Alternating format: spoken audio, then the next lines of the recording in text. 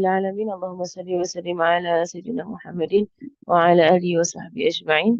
الحمد لله الحمد لله الحمد لله. Today is day 11 of Rabiul Awal here in Tarim. I think in Singapore you all are on day 10, is it? Yeah, today is day 10. And today there is Ihda Ashariya. I think we all are at. We already had our Ihda Ashariya. Hmm. But I think we have our another إحدى عشرية today as right now we're having إحدى عشرية. You're having إحدى عشرية today or tomorrow, or is there a plan of doing the حضرة إحدى عشرية سيدة خديجة? But today we will have طبعا today 6 p.m. So this announced. This is the class of those announced. I didn't see that. Sorry. Hey, but yeah, today is in Singapore. You have إحدى عشرية. And we also have our إحدى عشرية. And yes, can I hear us? Can you hear me? Why can't you hear me? Is it my voice is too soft or the mic? Or I'm using my use. um yeah, I was it's not clear. It's breaking up. Mm, then it's my internet lah. Let's see. Is it better now?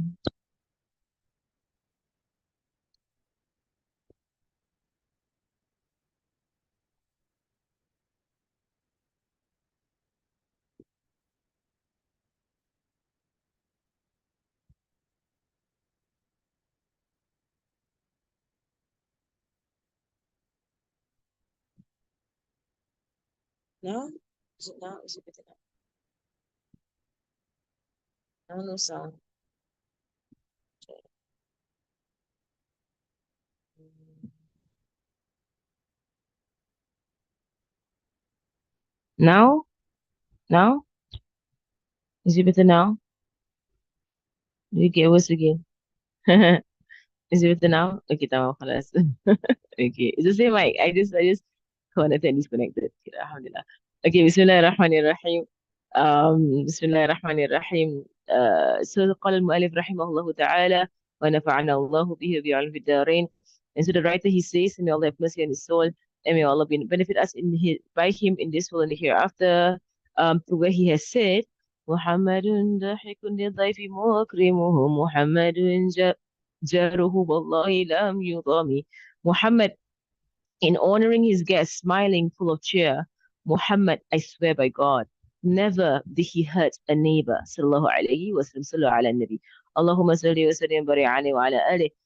Alhamdulillah. So yesterday we were mentioning about the positivity of Rasulullah sallallahu alaihi wasallam. This is the verse that really, this is the verse in the entire qasida that really highlights that the very, very, beautiful, very easygoing nature, very happy nature of the Prophet sallallahu alaihi wasallam. And he is the one human being to have gone through, have gone through the most difficulty in life, right? Sallallahu Alaihi Wasallam, being born an orphan, like, and then losing his mother, and he was there seeing his mother pass away. He was there, right, in Abwa, like between Medina or Yathrib and Mecca. Rasulullah Sallallahu Alaihi Wasallam was traveling back with his mother and Sayyidah Barakah, like when his mother fell sick and she passed away at Abwa, and he, as a 6-year-old boy, Sallallahu Alaihi Wasallam, and Sayyidah Barakah, who was a very young woman, mashallah, at that time. Like they buried the mother of Rasulullah sallallahu alaihi wasallam by themselves in the middle of a desert. There was nobody around them. And there was nobody with them. I mean, you can only imagine how difficult, like how difficult, that must have been for Rasulullah sallallahu alaihi wasallam, like to see that. I to see his mother pass away in front of him. And he remembered exactly the grave of his mother, sallallahu alaihi wasallam. And years later, when he had migrated to Medina, and he left and he went out on an expedition, for ghazwa, for a battle, right? And they were in the area, the vicinity of his mother's grave. He actually went to his mother's grave. He found his mother's grave. He knew exactly where it was. It was literally in the middle of a desert. The grave of the mother of Rasulullah sallallahu alaihi wasallam, like it was literally in the middle of a desert. But yet he knew exactly where to go to find his mother. The Sahaba followed him, and the Sahaba had followed him where he was going, and he showed them like the grave of his mother that he had buried her there. when he was only 6 years old. Sallallahu alaihi wasallam. Can you imagine, how difficult it is for a human being to do that as an adult to bury your own mother. And then what more, how difficult it is for a human being to bury your own mother at the age of 6. Right? Sallallahu alaihi wasallam, sallallahu alaihi wasallam. Like, and of course, he did it the lines of poetry, said Amina, like saying that, everything that is new will become old, all that is young, right, will become aged. Right? But Amina, my name, right, will never fade. Right, for I gave birth to goodness. One of the lines of poetry she said before she passed away, said Amina, and truly her name will never fade. The name of Sayyidah Amina will resonate in every home. And right now in the month of Mawlid, in the month of Rabiul Awal, the name of Sayyidah Amina resonates everywhere, everywhere. Every Mawlid will have a mention of her. And not just a mention, but the entire story of her. I say that Amina, may Allah subhanahu wa ta'ala have mercy on her soul and be pleased with her. I say that Amina, they are believers. And we have a strong, it is part of our aqidah, like, to believe in the in the belief, or in the belief of the parents of Rasulullah sallallahu alaihi wasallam, that they are considered to be people who are Ahl Fatra. Like, they are Ahl Fatra, meaning that they came between prophets, but they were also monotheists. Like, every single person in the lineage of Rasulullah sallallahu alaihi wasallam, men and women, like, they were all monotheists. Like, they were all, because of the narration, the hadith, whereby Rasulullah said that he went between, the loins of the most righteous people. And the most righteous people, first thing first, that they are monotheists, right? This is the first thing. First thing first, they are muwahhidun, right? They are monotheists. Right. So of course, after the coming of Nabi Ibrahim alayhi salam, thereafter all of them were on the deen of Nabi Ibrahim. And they were on the religion of Nabi Ibrahim alayhi salam. Right, there are people now, Zaman, have nothing better to do, like, and they go around slandering the parents of Rasulullah sallallahu alaihi wasallam, claiming that his parents are in the hellfire. I'm not so sure what they benefit by doing that, right? Like, as if they're on some pedestal or some throne in the paradise, like, just dictating who's in the fire and who's in paradise, right? La hawla wa la quwwata illa billah. I'm not sure why people do these kind of things. Like, what does it benefit you? In condemning the parents of Rasulullah sallallahu alaihi wasallam to the hellfire. Like, does it make you feel better about yourself? Like, la hawla wa la quwwata illa billah. Then, right, so, but there are people around who do that. Then they make it their life's goal to do that. They even had, like, they had, one of these countries that like to do these kind of things. Right, they had a conference to prove that the parents of Rasul are in the hellfire. They actually did that. Ya Allah. Like, you're trying to make Rasul happy or something. Hawla wala quwwata illa billah. They actually had an entire conference, of people trying to give proofs to show, like actually boosts your position in paradise. To show that the parents of Rasulullah are in the hellfire. Mustahil, mustahil. It's impossible that the parents of Rasulullah are in the hellfire, because Rasulullah, his body, whatever, his body cannot touch the fire. His entire physical body, right, cannot touch the fire at all, at all. There was once, he did hijama, يعني cupping, right? And there was blood, right? He did hijama with bloodletting, يعني. And the blood was collected, and he handed the blood to one of the companions. If I'm not wrong, was Sayyidina Abdurrahman bin Auf, one of the companions, and he said to his companion, like, go and get rid of this blood. So this companion took the blood of Rasulullah sallallahu alaihi wasallam. These are true narrations, okay? And don't be disgusted, because you need to understand that our Prophet sallallahu alaihi wasallam, huwa bashar laka bashari, like, he is a human being, not like human beings. Sallallahu alaihi wasallam. He's not like other human beings. Like, so, mashallah. So this Sahabi took the blood of Rasulullah sallallahu alaihi wasallam.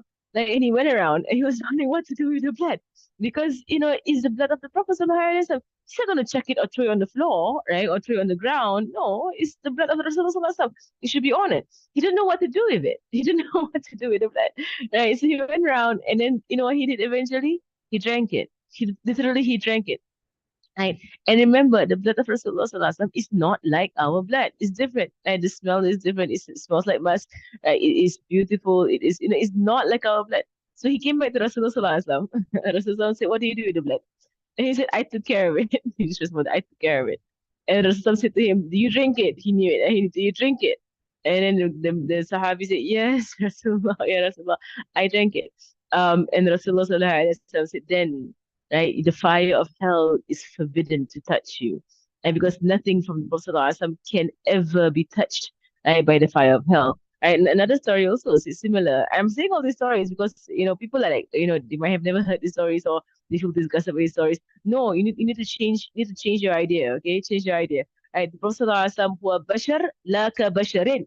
Right, so he is a human being. He's not like other human beings. Like, but he is yaqut or he's jawhar. He is like he's like a gem bayna hajarin. Right, between the stones. So we are all like stones. We're human beings. We're like stones. But also some he's a stone, but not like any stone. He's a gem. It's a gemstone. Right? He is jawhar or he's yaqut. Sallallahu alayhi wa sallam. Now, so mashallah, another story also, there was once Rasulullah woke up in the night and urinated right in a container. And back then, of course, they have no, they have no plumbing, nothing. Right? So if you want to, urinate in the night, you just do it in a container. In the morning, you chuck it out. Okay, in the morning, you chuck it out. Right? So he did it in a container, he put it at the corner. Right? So in the night, it was Sayyidah Barakah. Sayyidah Barakah, the servant of Rasulullah Sallallahu Alaihi Wasallam. She was a slave. She was inherited from his father, Sallallahu Alaihi Wasallam. Then he freed her, right? But she loved him so much, ya Allah. Sayyidah Barakah, she loved Rasulullah so, so, so much, like a son to her, right? She was the only one who actually witnessed the entire lifespan of Rasulullah Sallallahu Alaihi Wasallam from start to end. Right? She was there for his birth. She was there with his mother. She was there, for every step of the way of his life. Sallallahu Alaihi Wasallam. She was the one who was there, and she outlived him. She outlived Rasulullah Sallallahu Alaihi Wasallam. Sayyidah Barakah, Ayman. So she woke up in the night and she was thirsty. She found a container with fluid inside. And of course, Rasulullah's, urine had no pungent odor, right? But rather it smelled beautiful, right? There was a fragrance to it. There was a fragrance. And so literally don't change your perception, okay? I don't think that he is like any other human being. He's not. Allah has made him special. Allah has raised him. Sallallahu Alaihi Wasallam. So he's above all of us. Okay. And she took the container and she drank it. She drank not knowing what it was. She didn't know what was the fluid that was inside. And she drank it, right? Because it smelled fragrant. It was fragrant. Right? There was no odor or nothing. It was fragrant. So in the morning, Rasulullah, he got up and he was gonna throw out the urine. He couldn't find it. He found an empty container. He couldn't find it. So he asked around and said, Baraka said, oh, I drank it, Ya Rasulullah, last night. I found it, I didn't know what it was, I drank it. And then he said that then your body will never touch the fire of hell. Your body will never touch the fire of hell. So if these are narrations, of part of Rasulullah Sallallahu Alaihi Wasallam inside of other people, right? Because he consumed, all these, parts of him. And then what more about the woman, who's like the entire body of Rasulullah Sallallahu Alaihi Wasallam was contained in her womb. Right. Right. Seriously. And her blood and her flesh, like mixed with Rasulullah Sallallahu Alaihi Wasallam. She's the only human being to have the entire body of Rasulullah Sallallahu Alaihi Wasallam contained in her womb. Like the mother of Rasulullah Sallallahu Alaihi Wasallam. Subhanallah. You know, um, so it is really appalling. It's appalling what I was like in disbelief. They actually had a conference in one of these countries, in the Middle East, to prove the Prophet's parents are in the hellfire. Like you don't spend money and to do a conference on that, and there are people in this world who are suffering and لا حول ولا قوة إلا بالله. Oh, la hawla wa la quwwata illa billah. Now, and so anyway, I was mentioning all of these things because Rasul Sallallahu he's the most cheerful human being, and he went through the most difficult thing. He went through the most difficult of difficulties, and none of us had to be in the middle of a desert at 6 years old and bury your own mother and see her cry. But she was crying and she was rejoicing, said Amina, and she held her son in her hands, and she knew who he was, and she knew she witnessed all the miracles before his birth, during her pregnancy, as when she gave birth to him. She saw all of it. How in the world can these people say she's a hellfire? Said Amina, la, she is of the best of women. And I said Amina, and I love the name Amina. It's a very beautiful name, Amina. Mashallah. And she's called Amina, right? She's called Amina because she was given the trust, right? She was given the amana, and she was given the amana to carry the Prophet sallallahu alaihi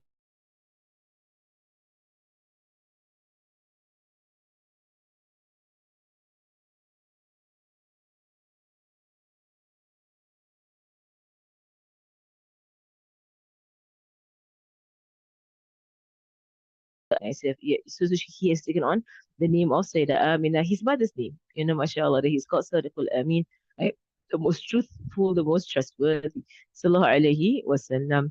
Um, right, so there were so Rasulullah Sallallahu Alaihi Wasallam always give reminders, right, about neighbors and about being good to neighbors. So this is part of the commentary. That I swear by God, never did he hurt a neighbor. Those who were neighbors with Rasulullah Sallallahu Alaihi Wasallam surely receive goodness from him until the time he is opposing enemies from the polytheists, right, plan to kill him. So when Rasulullah Sallallahu Alaihi Wasallam was commanded to migrate, he Sallallahu Alaihi Wasallam ordered Sayyidina Ali radiallahu anhu to take his place on his mattress and to fulfill the rights of the Meccans who kept their wealth with him. With this, Rasulullah SAW reminded his followers in a narration, fulfill your responsibility, your amana. Right? So like you mentioned the name amana, amina, yani amina.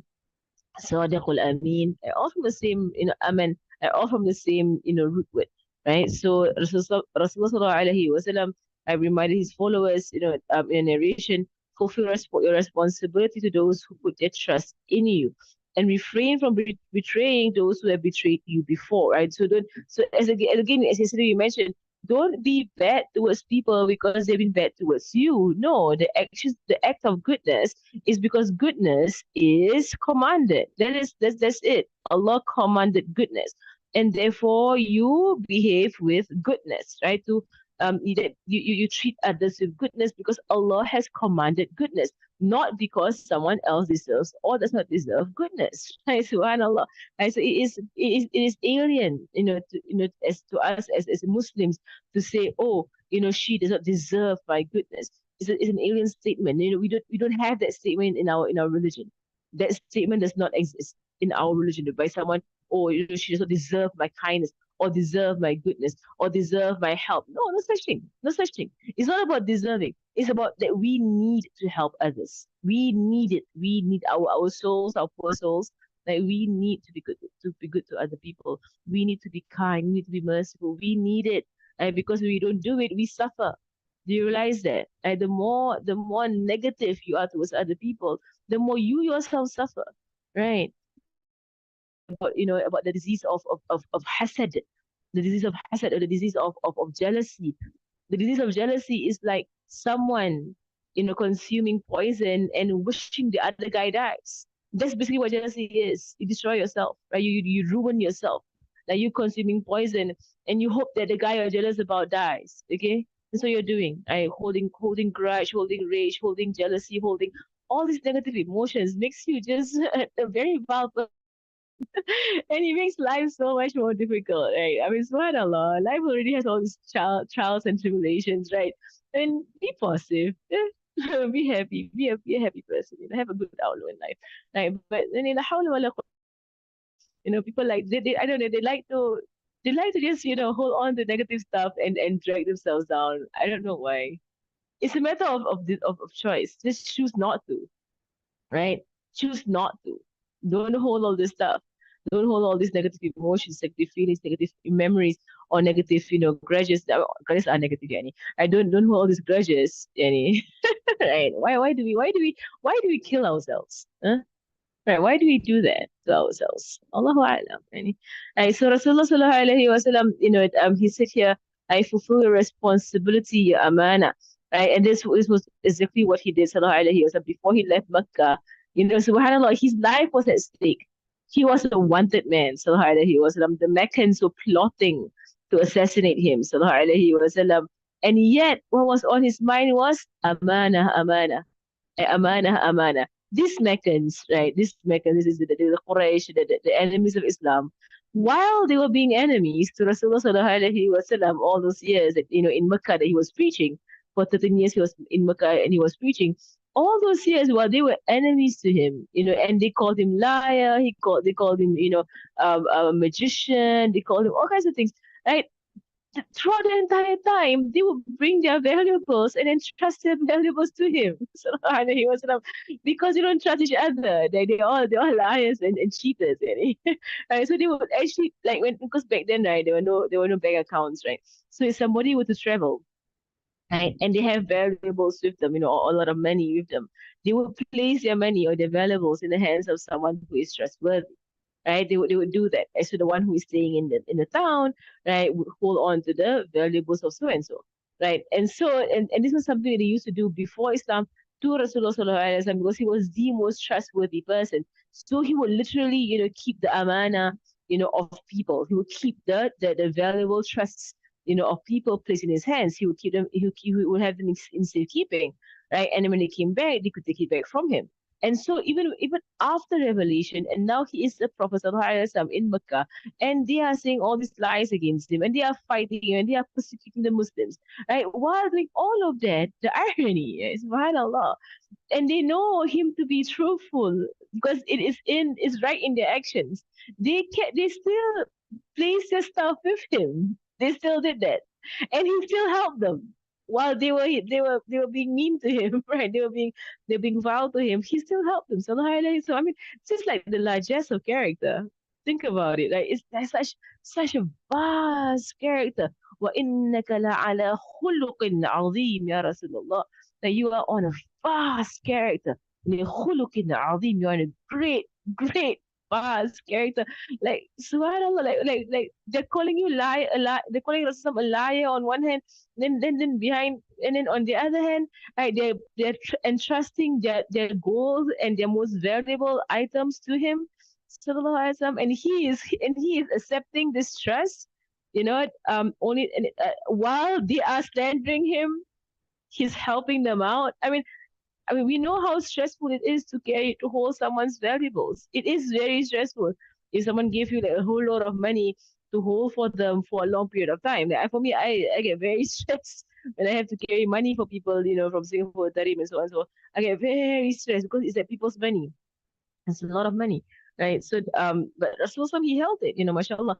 And now the same people are trying to kill him, right? They're trying to kill him. And his worry is he's gonna give back all this trust before he migrates to Medina, right? He can't bring it along with him. Right? So he's like, that was his worry. They're trying to kill him, and his worry is to give them back, the same people, to give them back their trusts without them, suspecting that he was gonna migrate. Right? So of course the idea that he got was to leave the trust to Sayyidina Ali, and Sayyidina Ali to stay in his bed. And then once he was, safe and had fled from Mecca, Sayyidina Ali would return the trust to the people, who, to the people, to the owners of this trust. MashaAllah, Ya Rasulullah. Sallallahu Alaihi Wasallam, who would think of all of this for people who are your enemies and they are plotting to kill you? That you think of, okay, I have that trust with me. I have to give it back. Right? Who would think that? Subhanallah. And yet he did that. He went out of his way because he couldn't risk them, suspecting he was going to migrate, right? So he had to plan it in this way. Sallallahu alaihi wasallam. And so Rasulullah sallallahu alaihi wasallam entered Mecca. It was during the conquest of Mecca. He said to the people of Mecca who had shunned him before, right? So they were the ones who persecuted him. They were the ones who had tortured the Muslims. They were the ones who gave the Prophet ﷺ and the Muslims 13 years of difficulty or terrible difficulty. That went so no human being has this kind of character, Ya Allah, in the history of mankind, except those who are followers of the Prophet ﷺ, as Salahuddin al-Ayyubi, for example. Like so, but all conquerors in the history of mankind, like if they were to conquer a land that had plundered and stolen and killed and oppressed, like their own people, right, they would take retribution, definitely. Definitely, because now they're the conquerors, right? They would take retribution, right? But the Prophet, ﷺ, he never did. He forgave the people. And he who enters the masjid is safe. He who enters his home and closes his door is safe. He who enters the house of Abu Sufyan is safe.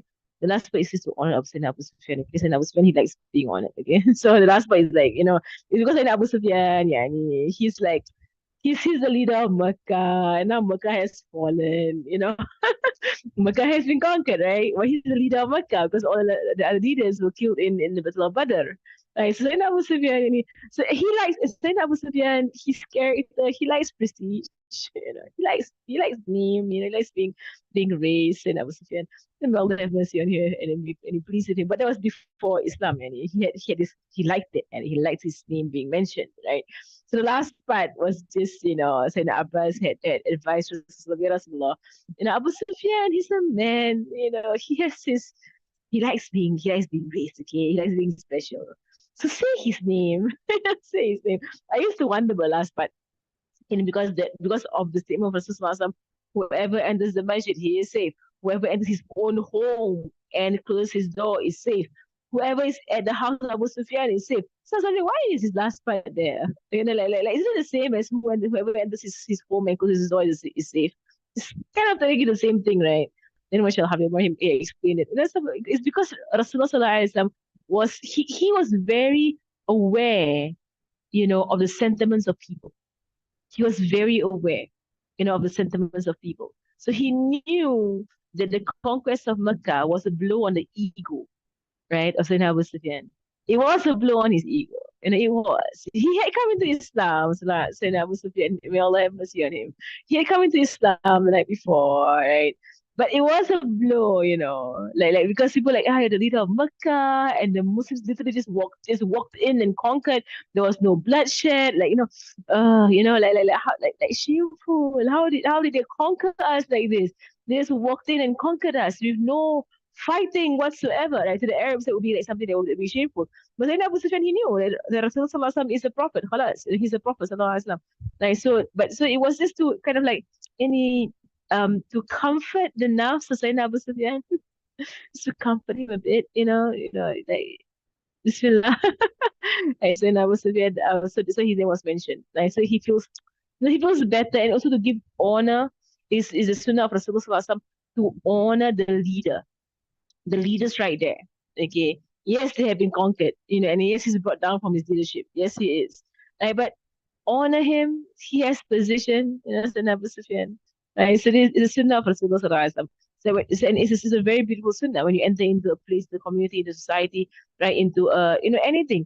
And there's an individual that is usually leading, the majalis, or they're leading, right? And so honor these people. I honor them. And you'll see, the Hababas, right? They will go, they do their da'wah from land to land, but they will always know who is like the main sheikh of the land, who is the main leader of the land, and they will honor these people. It's the sunnah of Rasulullah sallallahu alaihi wasallam. Tamam. We're gonna stop there, inshallah, and continue from thereafter. Okay, so Bismillah. وصلى الله على سيدنا محمد وعلى آله وصحبه وسلم. Alhamdulillahi Rabbil Alameen. The one who held the conference are the Muslims. Yes, they are Muslims in the Arab lands. In the lands whereby they deny the Maulid of Rasulullah Sallallahu Alaihi Wasallam, they say that it's haram through the Maulid, and they have huge birthday parties for their own leaders. Same people, the same people. They're the ones who had the conference. Mm, Okay.